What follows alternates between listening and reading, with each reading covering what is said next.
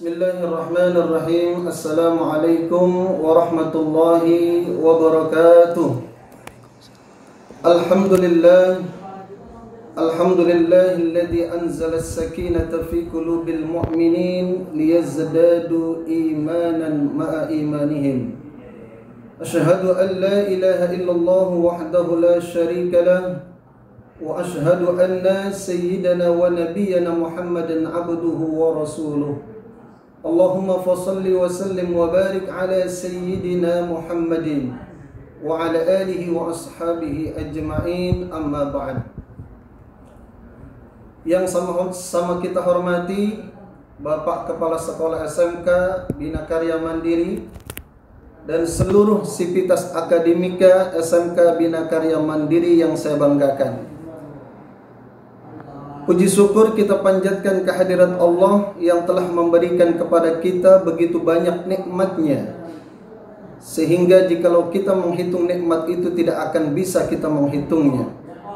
Wa in ta'uddu nikmatullahi la tuhsuha.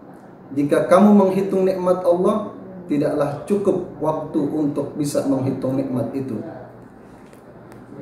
Salawat dan salam semoga Allah sampaikan kepada junjungan kita Nabi besar Muhammad sallallahu alaihi wasallam yang telah membebaskan manusia dari zaman kegelapan menuju zaman yang terang benderang dengan ilmu pengetahuan. Seluruh sivitas akademika SMK Bina Karya Mandiri yang saya hormati, materi yang akan saya sampaikan berkenaan dengan zakat. Perintah untuk melaksanakan zakat ini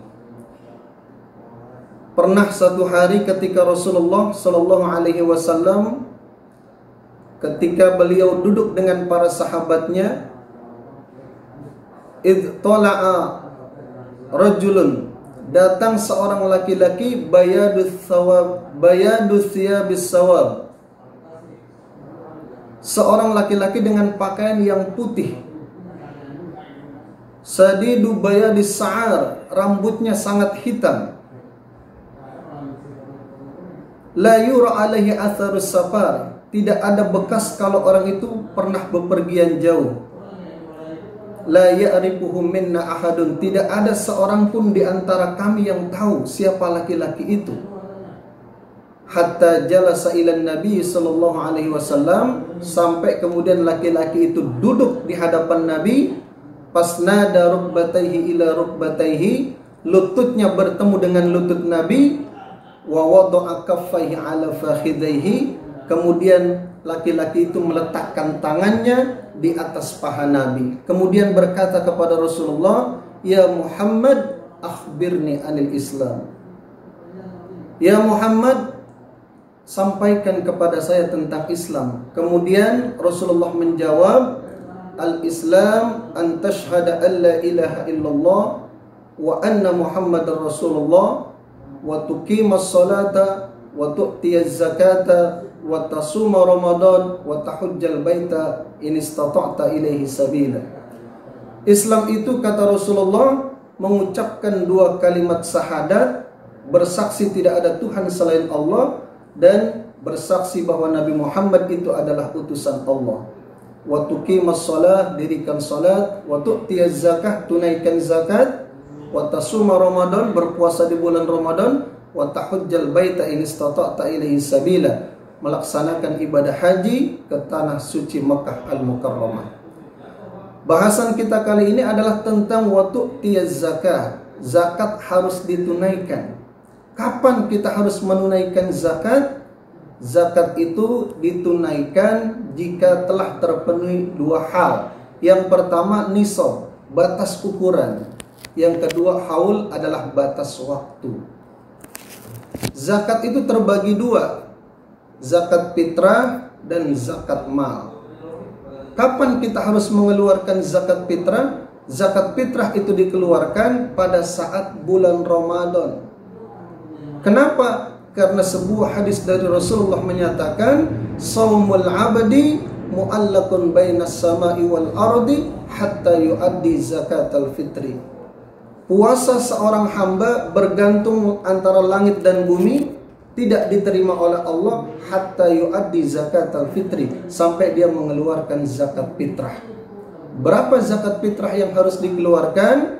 Berdasarkan ketentuan para ulama, zakat fitrah yang harus dikeluarkan adalah 3,5 liter beras, atau kalau diuangkan itu sebesar BKM menetapkan 30.000 untuk para siswa-siswi BKM. Yang kedua adalah zakat mal. Zakat mal itu adalah zakat harta. Apa saja yang harus kita keluarkan dari zakat mal itu? Yang pertama adalah zakat perniagaan atau perdagangan. Yang kedua zakat perkebunan, zakat peternakan. Bahkan ada ulama yang mengatakan ada juga zakat profesi. Berapa yang harus kita keluarkan dari zakat harta itu? 2,5%. Apa ukurannya? Diumpamakan kalau kita punya uang senilai 85 gram emas. 1 gram emas taruhlah 500.000. Maka 85 gram emas itu senilai 42.500.000. Baru kita keluarkan zakatnya. Berapa? Cuma 2,5%. Nah, oleh karena itu perintah Allah ini dalam rangka kita menunaikan zakat fitrah dan zakat mal, marilah kita tunaikan perintah Allah ini. Mudah-mudahan dengan begitu insya Allah Allah akan menjadikan harta kita menjadi harta yang bersih, jiwa kita menjadi jiwa yang suci.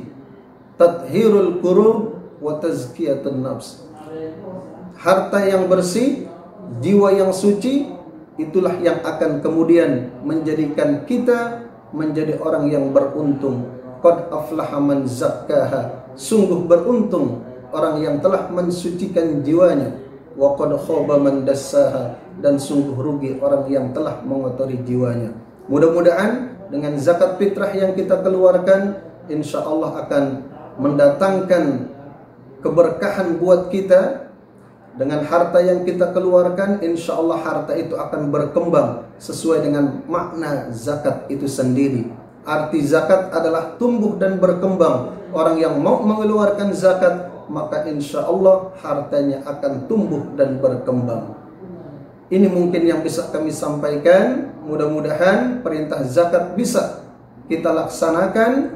Apalagi SMK Bina Karya Mandiri telah menentukan bagi siswa-siswi yang ingin mengeluarkan zakat fitrah, SMK Bina Karya Mandiri siap untuk menyalurkan zakat fitrah sebesar 30.000 per siswanya.